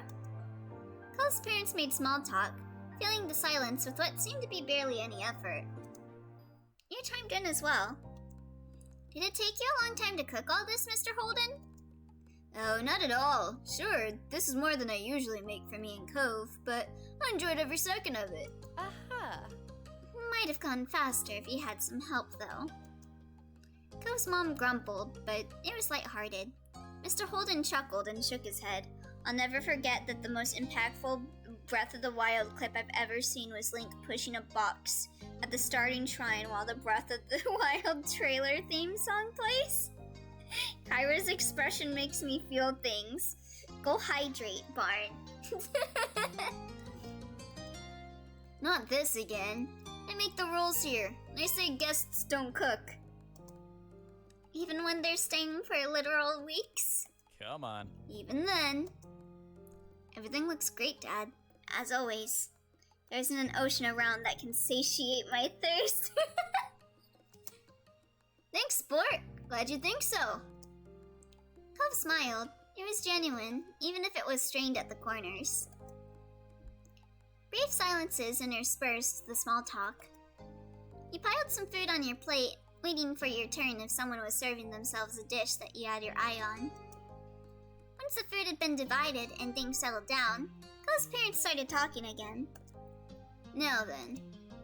You sat up in your seat when you noticed they were both looking at you. How's it going? How's everything been over at your house? Are Mom's well? Been keeping busy this summer? Maybe you're just trying to take it easy during the break.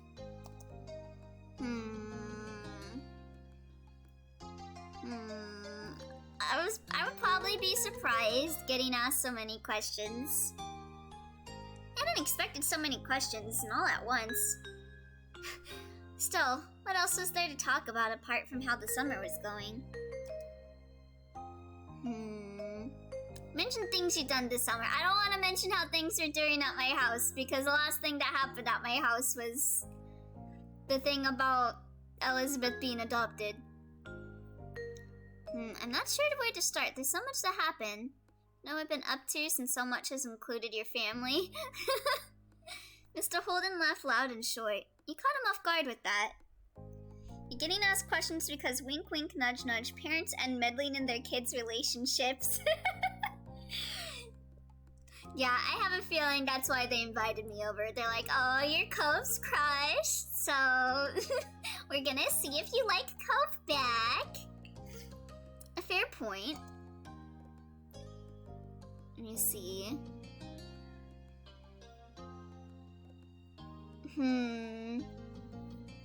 It's alright. Elizabeth's been home more lately since her best friend is on vacation with her family.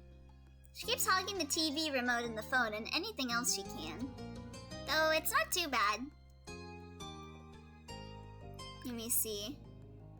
Your moms are fine, they're the same as always. Yeah, probably the same as always.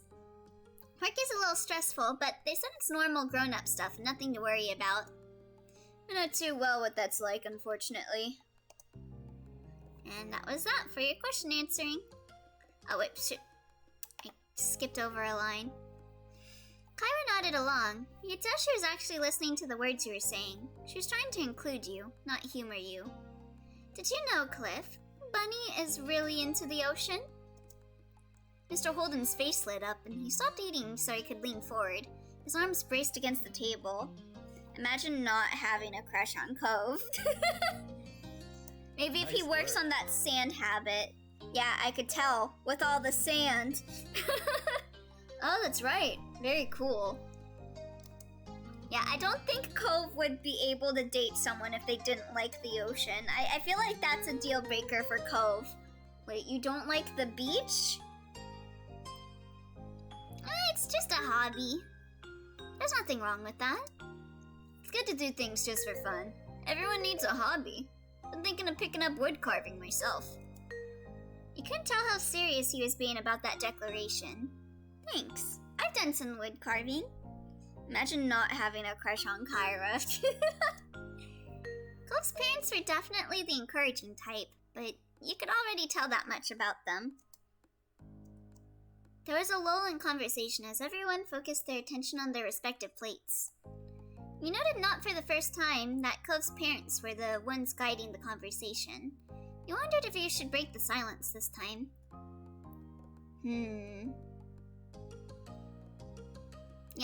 bring up a topic. I also like other things. Would you like to tell us more? Yeah. Absolutely. You carved wood. Yeah. Oh, thank you for the hydrate and take a moment, Twilight. I'm gonna go get some chips because I ran out of milk again. But yeah, I took a workshop class. So I've learned how to like cut things with wood and also like carve things. Like I used to make like stages. Like I made like a stage play and I like carved out like my own stuff for it. Alright, I'll be right back. I'm gonna go get some chips and stuff.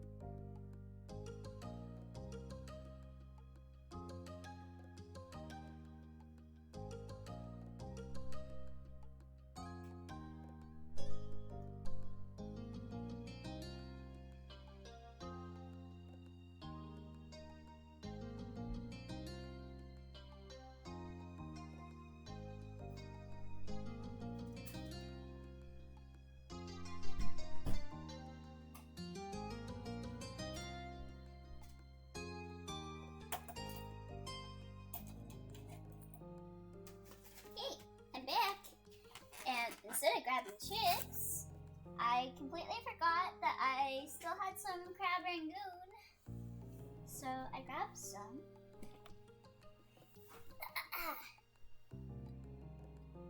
Oh, did my thing die again? My monitor. That's because when I move, I unplug it. Give me 1 second.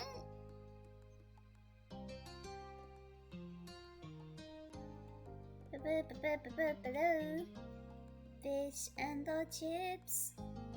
I don't know why I got that song stuck in my head. Okay.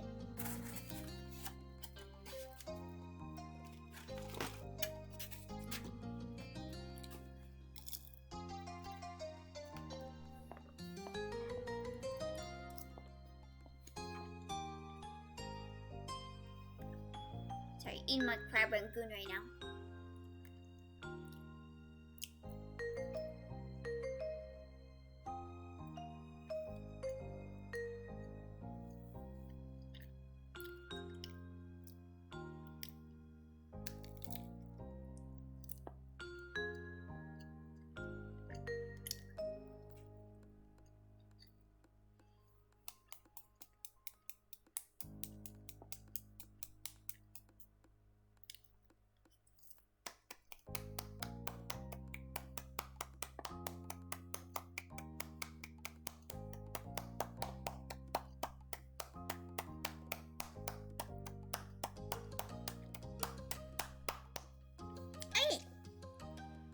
Alright, let me put my headphones back in. Ahem. Ba-cha-chum.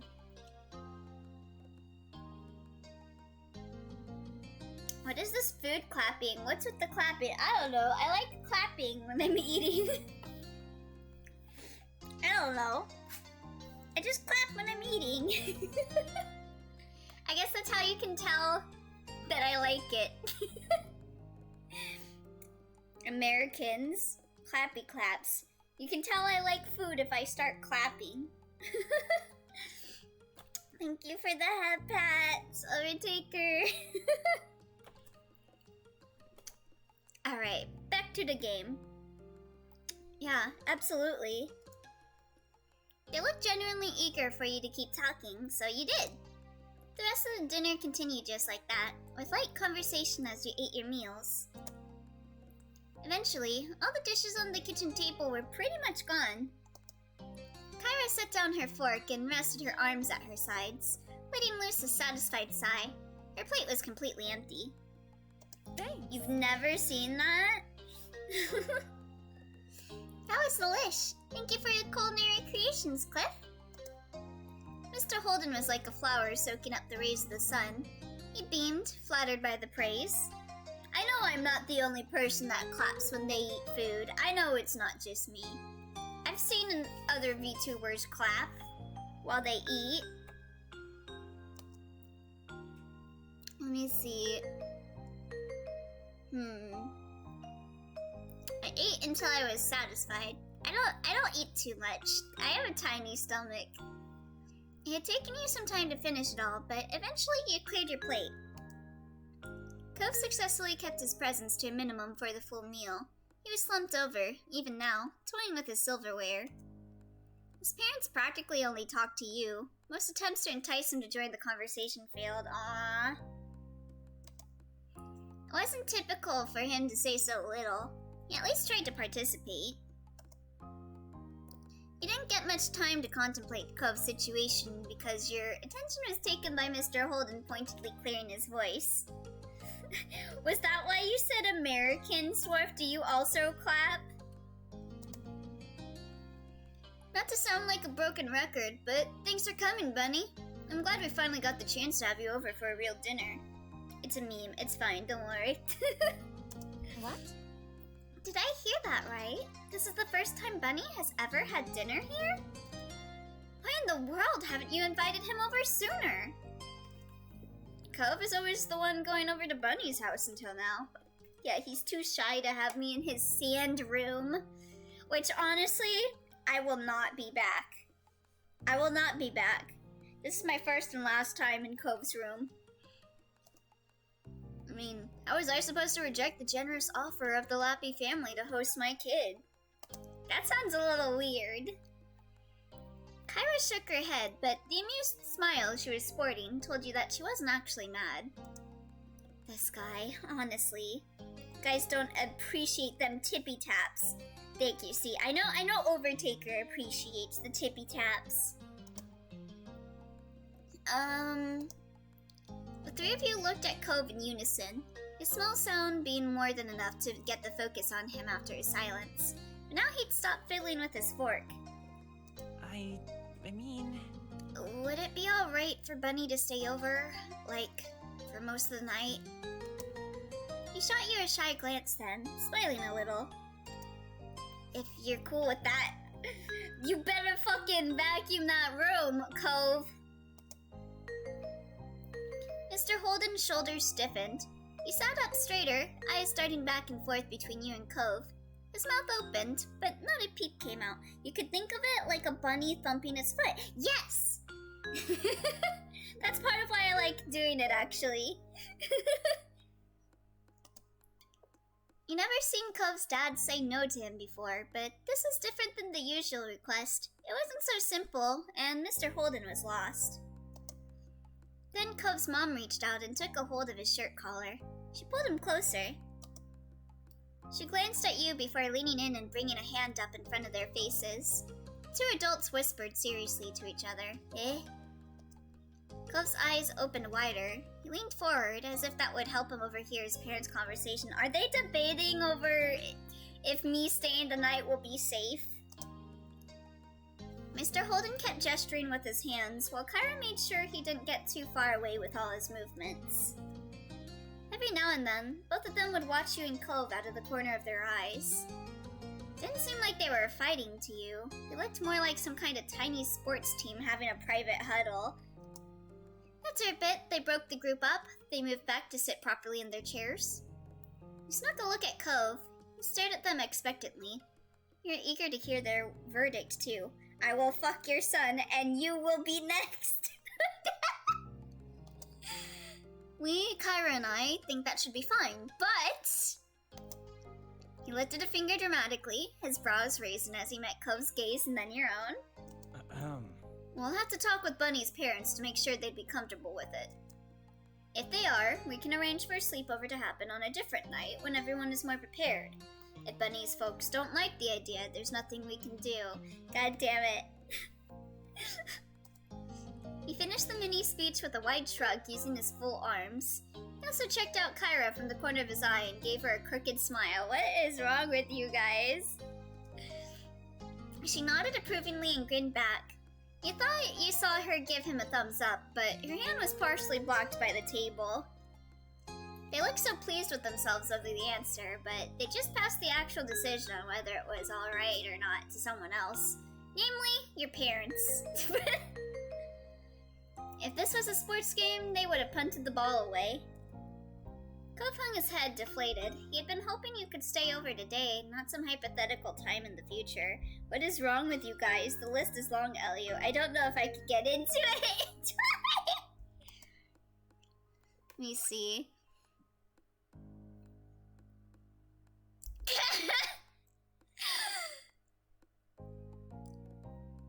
I'm gonna go with this one. Cole's eyes sparkled at the suggestion. You wouldn't be surprised to have him knocking on your window sometime. Though he likely still would without the invite. With that, dinner finally came to an end. Kyra to Dad, I bet you $50 they don't kiss. Mr. Holden stood up from the table and began collecting empty plates. Cove was asked to help out, which he did with little fuss. Kyra tried to lend a hand as well, however, Mr. Holden didn't let her. It seems she was barred from cleaning as well as cooking. You weren't allowed to chip in either, since you were there as the declared guest of honor. Although the meal was over, the night wasn't. It looked like you weren't going home just yet after all. You're asked to wait on the couch. While Cove and his dad were cleaning up the mess, Kyra disappeared down the hall after shooting you a wink. Oh? Wink? It was a bit strange sitting by yourself while everyone else had something to do. Luckily you weren't alone for too long. Mr. Holden is fucking based, other than like the very first scene where he looked like a lunatic freak. Yeah, he did not give a good first impression, but Holden's pretty cool. After a couple minutes, Cove's mom returned with a deck of cards in hand. She strolled into the room confidently while shuffling. So, who's up for a few rounds? Cove and his dad looked over their shoulders at the question. They were mutually intrigued by the cards in her hands. She beamed at their expressions and stepped further into the living room. Ignoring the couches, she sat cross-legged on the floor by the coffee table. She turned to you and gestured at the space beside her, smiling invitingly. You accepted and followed her lead. The living room carpet was soft, though the hardwood floor underneath could definitely still be felt. At least there's no fucking sand here. Kyra did an overhand shuffle while she waited for the others to finish their tasks. The smile had yet to leave her lips. Great. This is gonna be good. What are we doing? Strip poker? You enjoyed card games, and it would be fun to play with Cove and his parents. Yo, are we gonna play Dot Hack Enemy? Can I have the coma card? It didn't take much longer for Cove and his dad to wrap things enough to call it good. Cove's dad appeared first, followed closely behind by Cove. Mr. Holden rubbed his hands together in anticipation. Alright, I'm ready. As he took a seat across from you on the floor, you noticed that Cove hadn't joined him. He went straight down the hall instead, without even a word. You stared on confused as he disappeared through his bedroom door. Eh? Cole's parents didn't look concerned at the stunt. Kyra nonchalantly split the deck of cards into two and rifled the halves together while offering an explanation of sorts. Yeah, you need to explain. Cove doesn't keep his wallet with him when he's at home. He puts it away. Wait, are we betting money? What? Cove quickly returned to the living room, a black wallet in his hand. He took a place at the foot of the table with the rest of you. We're gambling? You blinked as Cove unzipped his wallet. You all use real money on card games with family? Yeah, what is with this family? This family seems so dysfunctional.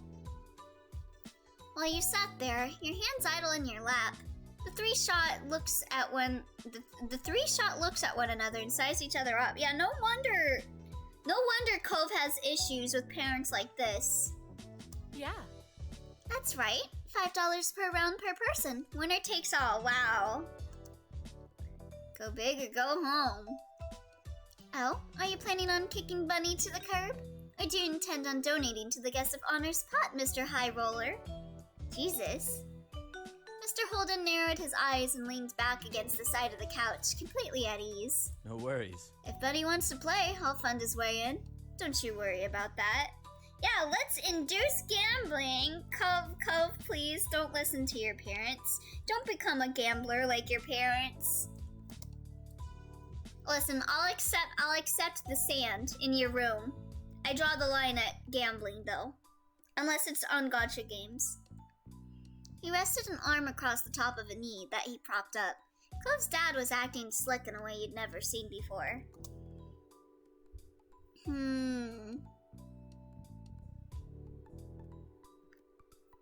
you sure? Adding me could be spelling your doom. Right, you are, Bunny. I hope you can back that attitude up.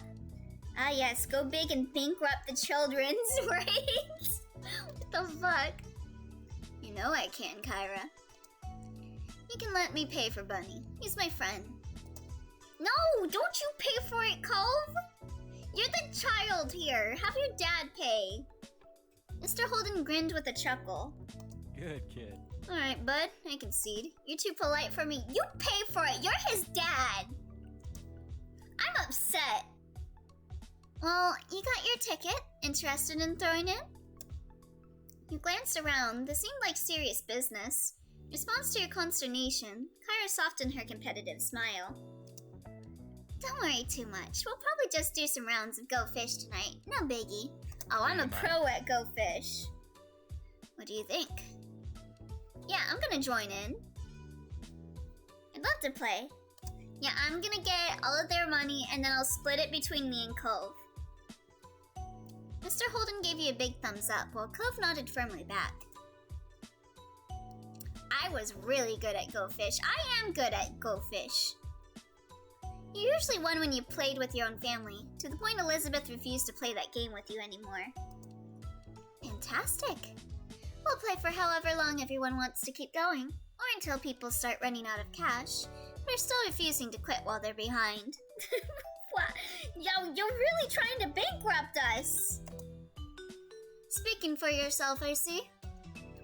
With a laugh, Kyra nudged you using an elbow, then motioned towards the other two with her chin. You guys are fucking teaching your child bad habits. Stop.